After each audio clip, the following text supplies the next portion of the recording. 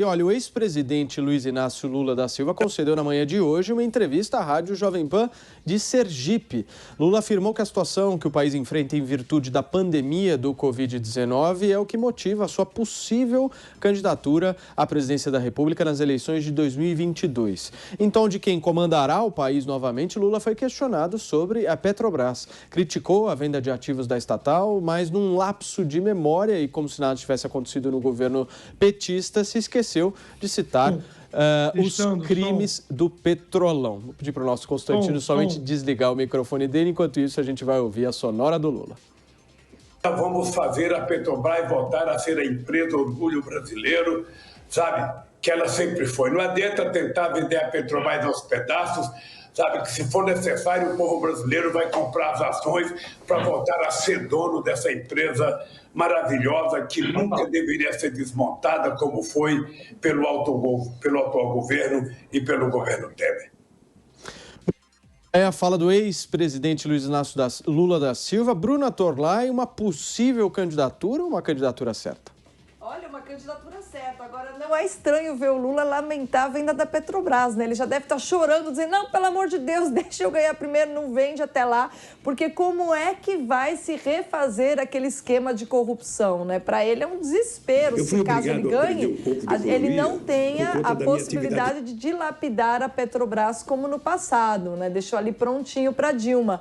Agora, para a desgraça geral da nação, o que eu tenho de admitir aqui, não fico feliz em admitir isso, mas o faço por honestidade, é que tanto Fernando Henrique Cardoso quanto o Lula são exímios políticos. Eles são figuras que sabem jogar o jogo e isso pode trazê-los com força no ano que vem, né? O quanto o Bolsonaro se articula de maneira ineficiente, ambos se articulam de maneira eficiente. Como a memória do brasileiro é curta, é muito provável que, assim como o Lula esqueceu aí de citar o Petrolão, o brasileiro no ano que vem já tenha esquecido. Vamos torcer para que o máximo de privatização seja feito até lá. Serrão, o Lula faz política ou politicagem? Faz as duas coisas muito bem e sabe contar mentira como ninguém.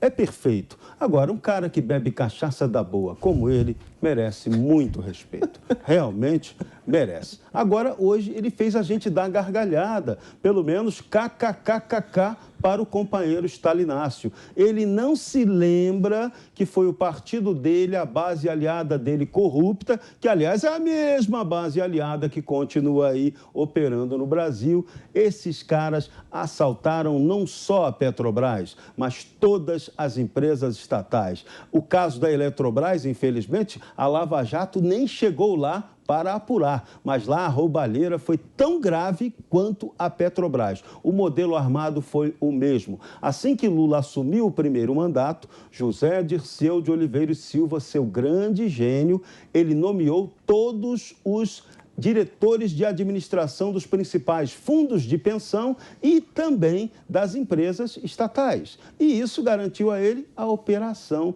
depois de tudo que aconteceu e a Lava Jato sobejamente investigou e agora nosso Poder Supremo derrubou e continua a sabotagem. Pena que o presidente Lula não goste de leitura, mas seria muito legal se ele desse uma lidinha nas 700 e poucas páginas daquele livro chamado A Organização, da jornalista Malu Gaspar, onde ela relata com detalhes terríveis todo o esquema de corrupção montado pelo PT junto com a empresa Odebrecht, que agora mudou de nome, agora é Novanor, para ninguém lembrar que ela foi a causadora da corrupção no Brasil. Mas, a gente já informou aqui, hoje o grande inimigo de Jair Bolsonaro no meio empresarial oculto chama-se Norberto Odebrecht. O Odebrecht é quem está organizando todo o esquema de ataque a Bolsonaro nos bastidores. Então, é bom ele ficar muito atento, porque ele ainda vai levar muita pancada e Lula vai continuar aí livre, leve e solto, com todas as vantagens daquele que o Poder Supremo instituiu como candidato a presidente, quando, na verdade, ele deveria ser candidato a presidiário.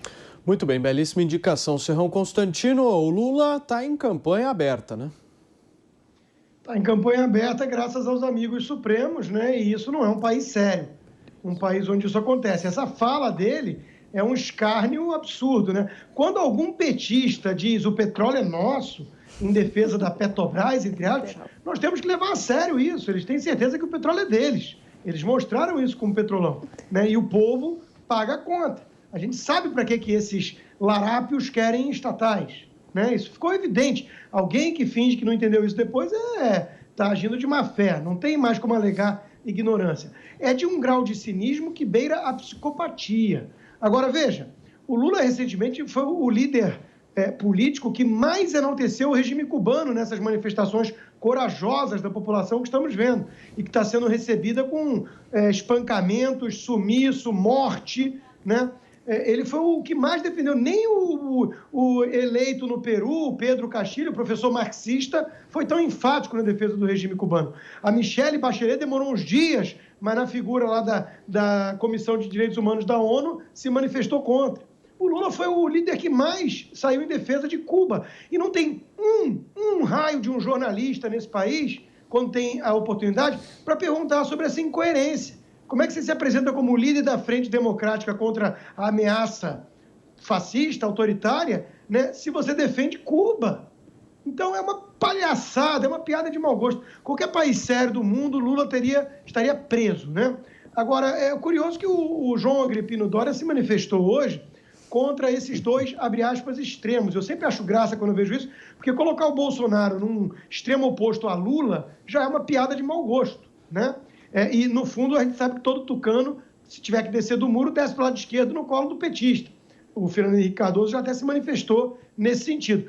Mas ele disse, o sonho de Lula é disputar a eleição apenas com Bolsonaro. O sonho de Bolsonaro é disputar a eleição apenas com Lula e o sonho dos brasileiros é que os dois percam a eleição.